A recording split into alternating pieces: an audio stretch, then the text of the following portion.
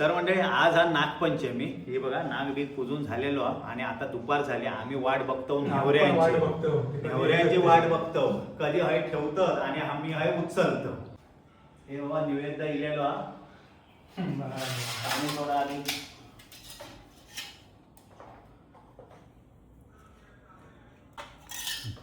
हे झालं ना. चल चल घे उचल चल प्लॅन एका वाटच बघत होते. हे माझा प्लॅन आणि माकाच नाही. या खाऊसाठी मी